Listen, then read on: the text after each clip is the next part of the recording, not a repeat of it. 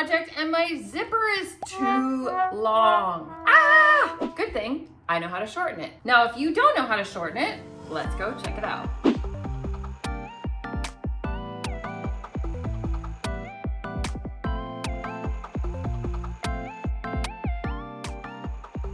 Hello and welcome to my channel. My name is Trisha, your pattern nerd friend. We talk about all things sewing, fitting, and pattern making on this channel.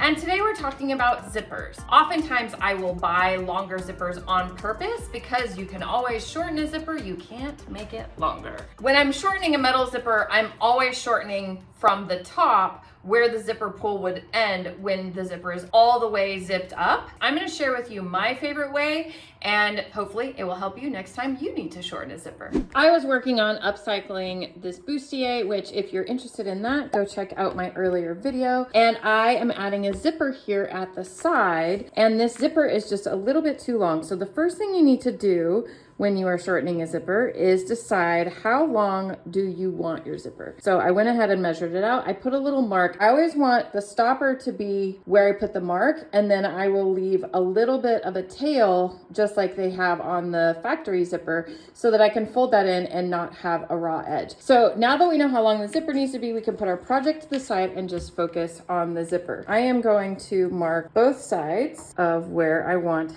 that zipper to go because I'm going to want to get into the teeth there on both sides individually, so we want to make sure that we're shooting for the same place. You can buy zipper stops like this, and I happen to just keep them on hand.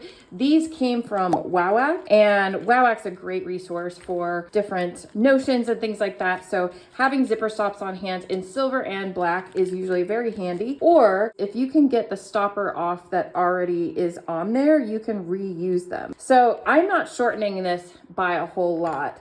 I think I would just want to cut it right above where that stop is there, and then finish off that edge and take off these teeth. There's a couple of different ways that you can take off these teeth. You can pull them with a plier, and sometimes they will go easily. Let's try it. Yeah, see, I was pulled out one tooth. So you can do it that way. Or this is a cutter. It's actually like a wire cutter, and I think it's for electrical stuff, but I can use that to pull, and it will even cut the teeth. Sometimes is the way I like to do it, where I can actually cut the teeth and take them off that way. If this was a plastic zipper, I would definitely be cutting the plastic teeth. But with the metal teeth, these are aluminum, so they are soft metal. So if you have one that's really stubborn, it works great for that too. But I think with this one, I am just gonna pull these teeth.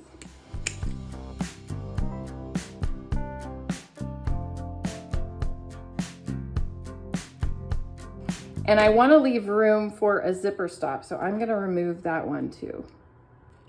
So let's see, if we put our zipper stop right there, I want it to go kind of below where that mark was. So yeah, that would be perfect. So now I'll do the other side. So now I have pulled all the teeth off up to where I want to. Now I want to mention, I'm not taking off very much of this zipper. So if you were taking off a lot more, you don't have to remove all the teeth because you're going to cut that part off. You just have to remove enough that you get to the point where you want to shorten it to, and enough to leave the tail that you want to leave. Once we're to this point, I'm going to go ahead and cut the tails off that I don't want. So I'm gonna leave, like I said, just below the stop. And if you have a lighter, that will help this from fraying, because usually this is polyester and it'll just melt, and that kind of cauterizes it. It's not gonna fray out on you. Now, whether you use the existing stopper or you've got a new stopper, you wanna grab that stopper, whichever one, and you're gonna go back to your pliers. And one thing with these zippers, if you have a bigger zipper, make sure you get the bigger stoppers, because if the stoppers aren't big enough, the zipper will just come off, and then that's not fun either.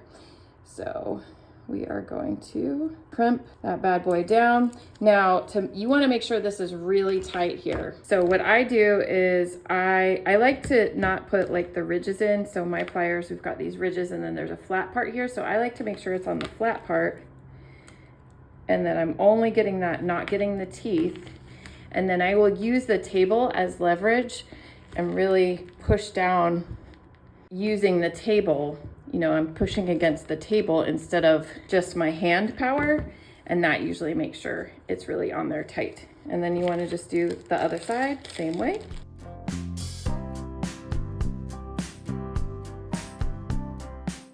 Give it a little tug to make sure that it's on there securely. Now, moment of truth. And we are good to go. So now I have a shortened zipper and I can go back to my project. It really is super simple. It shouldn't be scary to shorten your zipper. And it just depends what kind of tools you have, but there's a multiple different ways that you can do it.